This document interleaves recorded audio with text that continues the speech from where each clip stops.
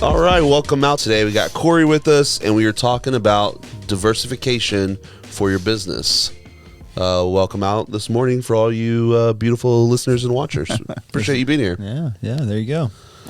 Well, we're going to jump in quick because we don't have long today on this one, but we're going to talk about diversification, why it's important. Jonathan, what was one of the main things about diversification that was like that you knew you had to do it in your business for your business to thrive, survive, all those things? Oh, well, obviously you guys know, if you've done any research on us, that we've diversified into multiple different areas. The whole purpose of that is just for the ever-changing seasons of business. But really, my first diversification was Corey.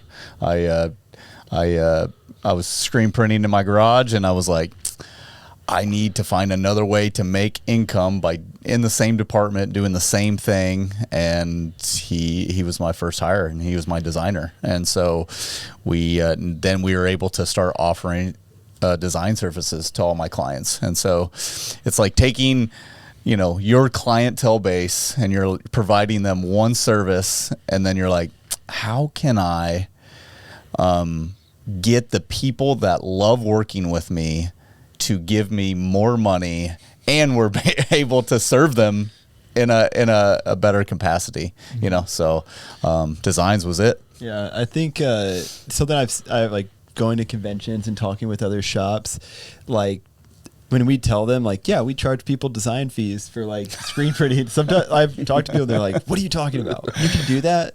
They're like, I can't get someone to pay anything. And I don't know if we're lucky or if just something that we just came with the intention straight out the gate, that it was like, sometimes people will hire a designer for their print shop or whatever exclusively to set up artwork, and that's their role. Yeah. And maybe someone will come to them and say, hey, I need a design, and then they'll just give them a free design. But we came out straight at the gate just saying, because I was a designer like freelance beforehand, but jumping in straight out the gate saying like, nope, we're charging for design. So if someone needs a t-shirt design, hey, this is the price that we charge. And I don't know if Jonathan's just good at selling it to people or it's just, the quality was there. But yeah, we did that straight out the gate, and has been since the day I was hired, an additional source of income for the business. Yep. And I think when we made that that establishment of saying, hey, like, I know you want t-shirts, right?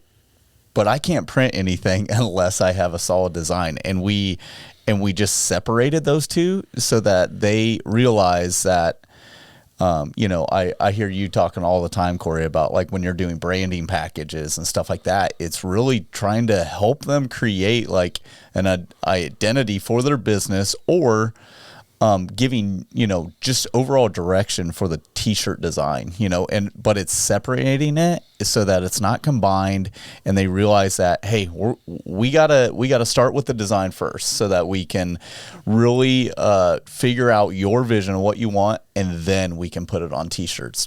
That's two different services. Yeah, Absolutely it is. I mean, the thing about screen printing is that we always... anytime you talk to any printer, they always tell you like it's an art form. Screen printing is art, and that's the reality of it. Is it has to start with the art. Yep. If you don't have a good design, you're not going to have a good print. I mean, there's a lot of other technical things that have to happen in between those things, but you have to have a good design, or you're going to have a really crappy looking, garment, shirt, hoodie, whatever it is. So the design's got to be good. It's got to start there, and it is absolutely a different service. There's lots of time invested into design. Most places are either going to have a designer on staff, or they're hiring that service out, to somebody else, whether it be a design firm or something like that, or finding a freelance artist. But you have to start there. It is a different service, and that's the big thing with diversification. Is it's like finding something that's in the same vein, like we were saying before, like. How can I better serve this client? I need to make more money, as a business, right? That's the important, that's the thing we have to remember at the end of the day here. Business is about profit. That you have to make money when you're running a business, or you won't have a business. Yeah. So that's one of the main things that we're talking about whenever we're talking about business stuff is how can we make things better? How can we make more profit so our business will be more successful? Yeah. And I think, finding those things, what are the other avenues that we can explore that don't detract away from the original vision, that don't distract us from what our mission statement, our goal, all those things are, but finding the things that line up and make sense with our current business. Yep. And what that looks like for us may not look like that for you. But I Yeah. think there's ways to find that within your business. Is that expanding into embroidery? Is that expanding into, DTF, DTG? What are the avenues that you can explore within your shop if you're a screen printer that you can make some extra money? Yeah, I think like you're saying, like standard print shops, like kind of like the go-to is like stickers, embroidery, like the DTG, DTF. What a name! Beautiful name. So like those are some of the basics, but weirdly enough, we didn't do any of that. Any of it. we ended up going a completely different route. And Besides design, I would say design is still Yeah. in the same realm. Yeah. That one makes the most sense. but we did video, Photography. YouTube. Now we have tattooing, we have recording, and all of those like kind of grew based on, I feel like based on like how Jonathan like intentionally picked who he was hiring and who he was bringing on. Yep. Yeah. I was going to say like, really, I've just told everyone that, I just want to work with my best friends. Right. And I found that they were all somewhat miserable at their other jobs. And so it's like, hey, how can I one, bring them onto the team so that one, I can hang out with my buds. Right. And then, but two, turn my guys and now girl, turn turn them into, turn their positions into something that just, we call it the ecosystem. We say it all the stinking time. Part of the ecosystem that makes money off of their talents and what they do. Yeah. I think a huge monumental moment for like Corey and I when it was just me and him in the new, the commercial studio and whatnot. It was when we're like, sometimes we get screen printing orders and we're like, hey man, like they don't really have much of a design budget. I need you to do a design, but I'm going to integrate that price into the printing. And like, looking back now, I never think like, I don't think there was really any room there that like really I was just making the price of the shirts. They didn't have a designer. They didn't have direction. And so I had to utilize Corey, and you were the main reason why I landed a lot of those jobs. But I feel like back then you always felt devalued. Is that right? Yeah. I mean, yeah, like, as a designer, anytime you charge lower blower prices, and like you're kind of in that background where it's like you're not even talking with the client, you're not connected with them, you don't have any say in the idea. It's just like some other random people talking about the idea and like, all right, make this now. It's like, you're going to start kind of feeling less valued. Yeah. Yeah, that's something that I would just encourage. We were talking earlier about, like we kind of just made that decision up front that we were going to split the costs of, hey, there's a design fee involved. If my designer has to touch it, there's going to be a charge. Yeah. And I think like just making that decision up front, saying, I have to do this because as the business owner, I have to pay this guy. Yeah. I have to pay him for being here.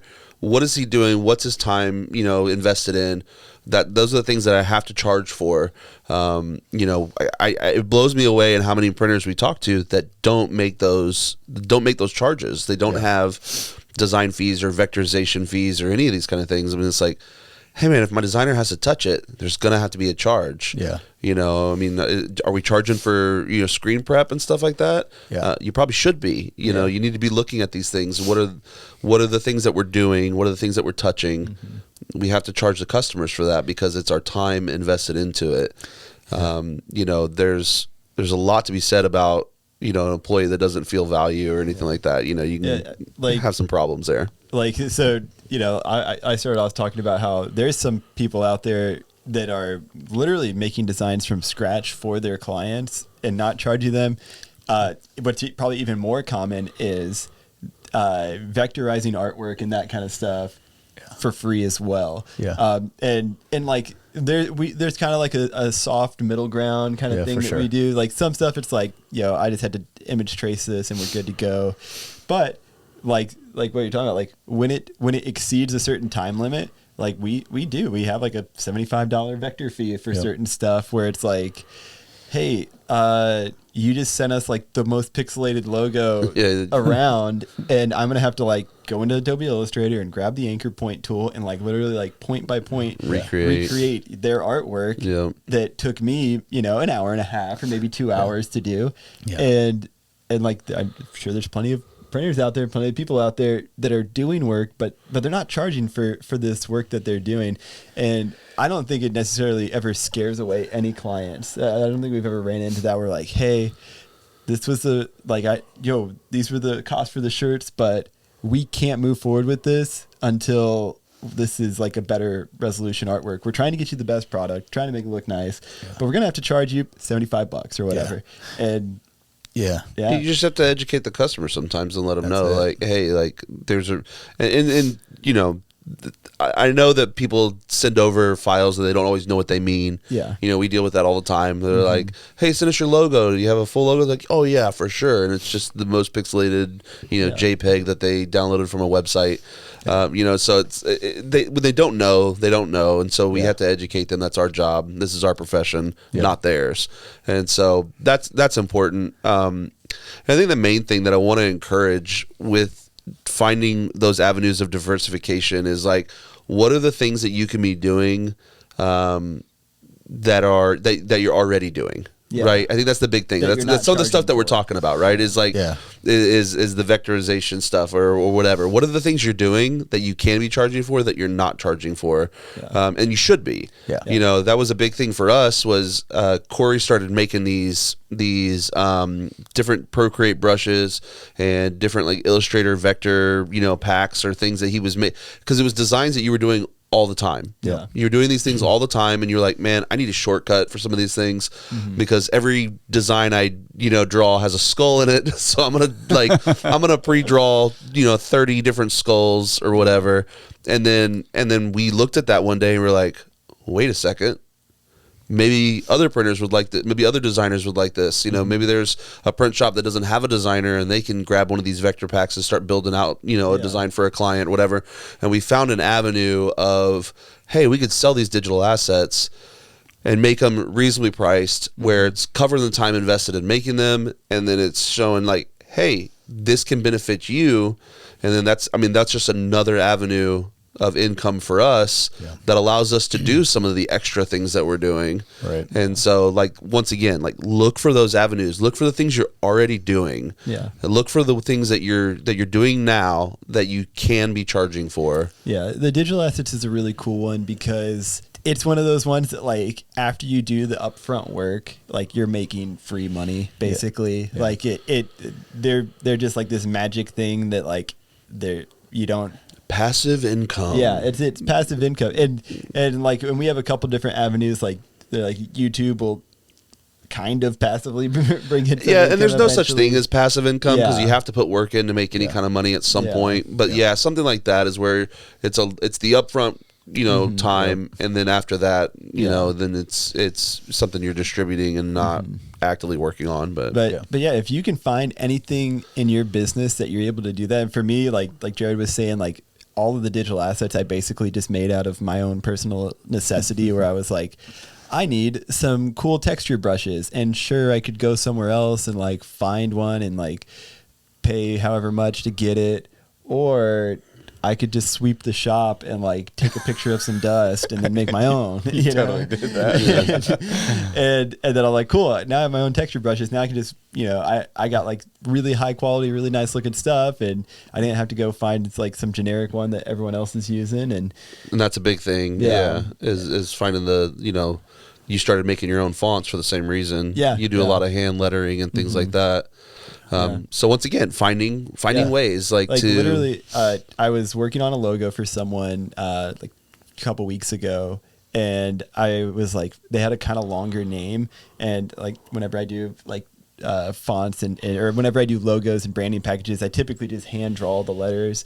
And so I was like, dang, I'm already drawing like half the alphabet just to like spell out their name. So I was like, I might as well just finish the alphabet, make this a font, and then we can just throw this up on our website as like a $5 font or something. And be like, cool. Now we got like, I was already making money off the logo, but then like, hey, now like also they're not going to run into any copyright issues from me because I made the font for them, and then now the font's for sale and other people can use that font however they like.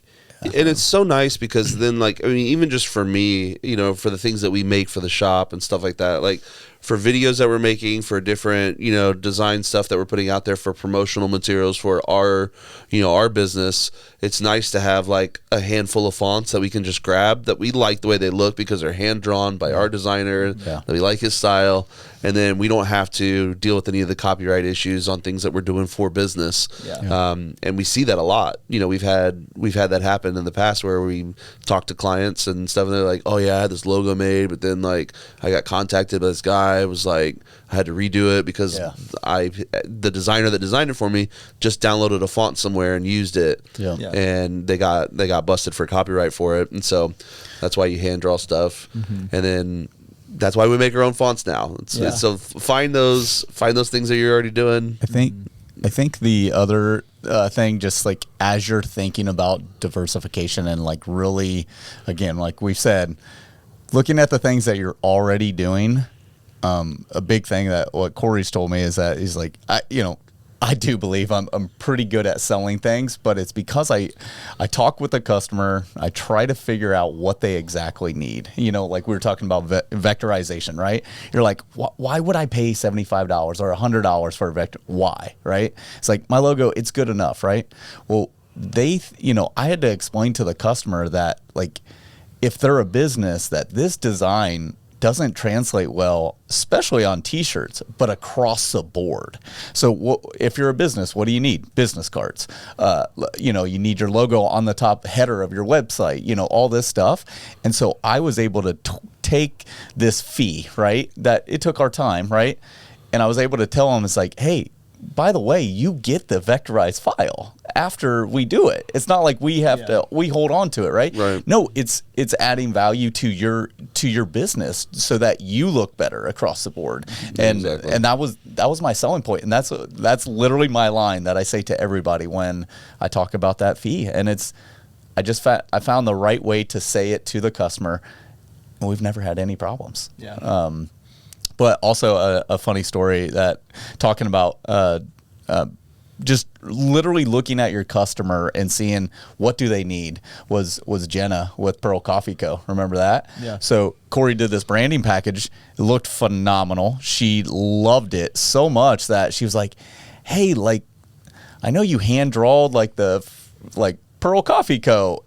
And I love that so much that what would it be to you to create a font, because I want to use that font for our menu, and it was just like, boom, like just out of that, just in that instance, Corey didn't even really know, but he created another service upon another service of like, we can create our own custom font for your business. Yeah. And that's just like again, with the diversity thing, it's like one more thing to add on to, what you can offer your clients. Like for me, it's like when I'm doing branding packages, it's like, yeah, I'll get you a logo, but but with that main price, like you're not getting a font with that logo. You're going to get some hand-drawn letters that will be the amount of letters that are that make up your name.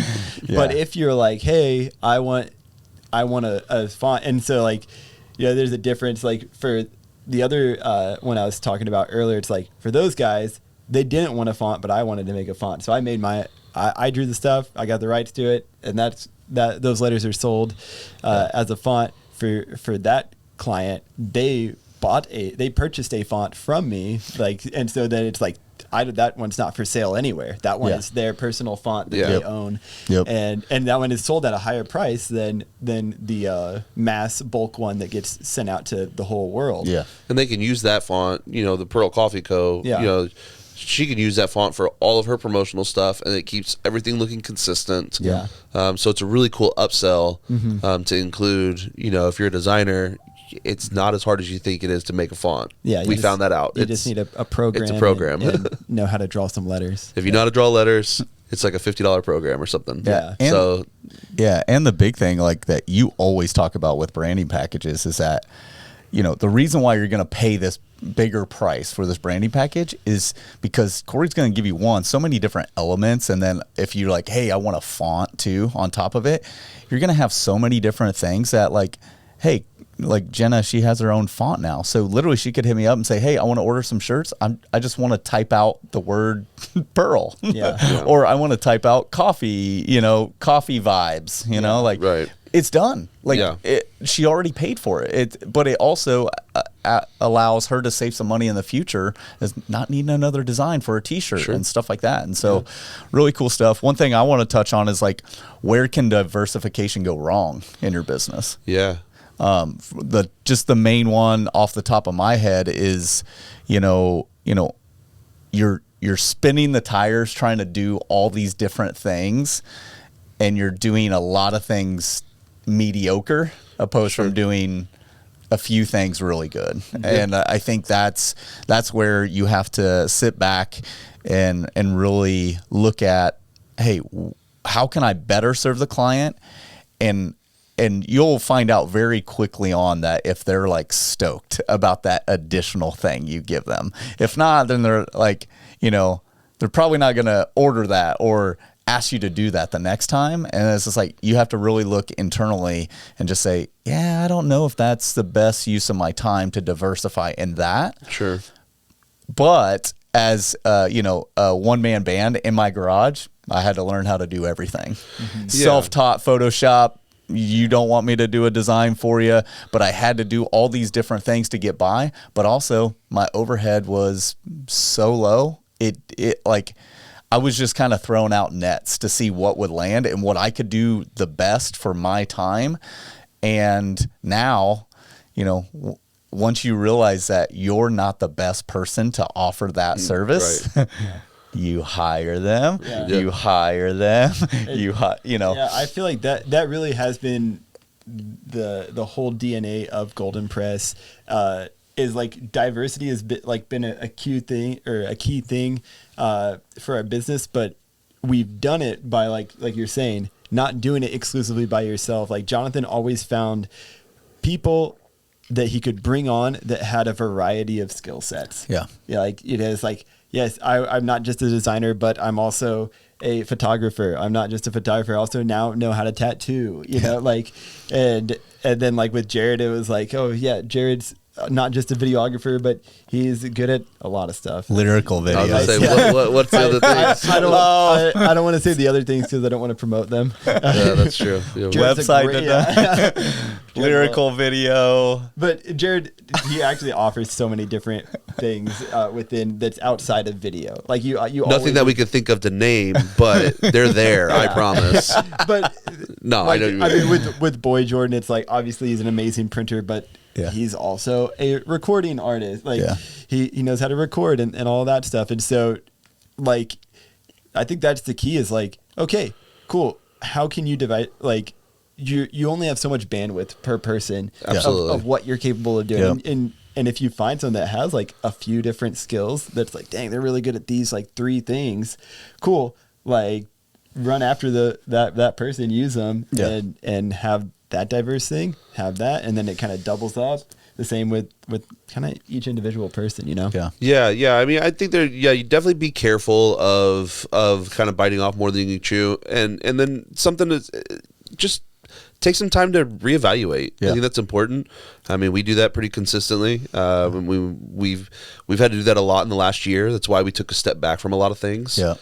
We're slowly adding things back in as we've gotten better infrastructure to allow us to maintain, because we don't want to experience burnout. We don't want to experience you don't want to lose entire departments because a person burnt out and they're just done. Yep. And so we've had to reevaluate and kind of reestablish some ground rules from the way that we operate. And I think that's an important thing to do is over time just continually reevaluate. And see kind of where things lie, and make sure that you're still offering really high quality stuff, and that you're still loving what you do. I think those are very important things.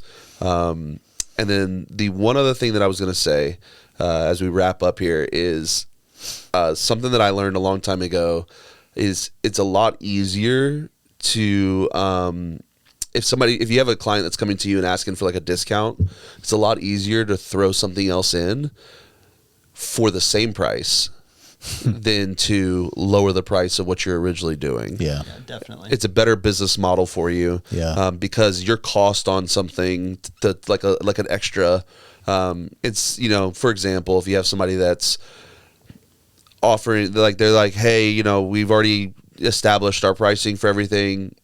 Can you just give me can you give me a discount on this, lower the price of this? It's like, well, what if I did tags for you instead or whatever? I'm just saying, and maybe don't do that because that's a lot of money, but I'm just that's a lot of time invested. But I'm saying, like, what is that extra thing that you can Tote bags, right? How many times have you done that? Oh yeah. Like, what's that extra thing? And that's what we're talking about with diversification is what's that extra thing that you can drop in there, that offers value, an extra service, something like that.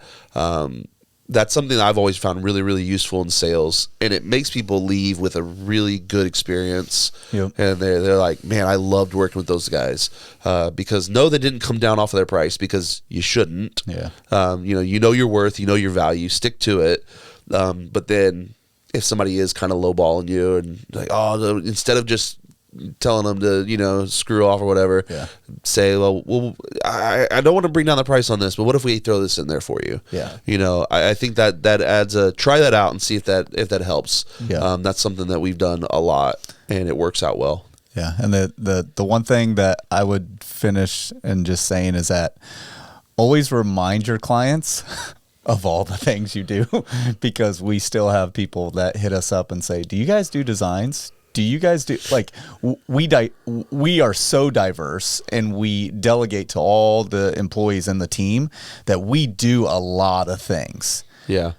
All of our clients forget those things. And as of recently, we're just realizing, like, we got to bring these things back to people's attention. Mm-hmm. That's why we're doing videos about, hey, we do screen printing. We'll print for anybody and or you have somebody that follows you for a specific thing, right? And they didn't know about the other thing. Yeah. So you got to constantly be reminding your following or your clientele of what you can do for them. Yep. Yeah, that's a great little piece of advice there. Yeah.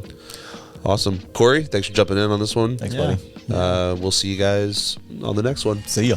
Later, doggy.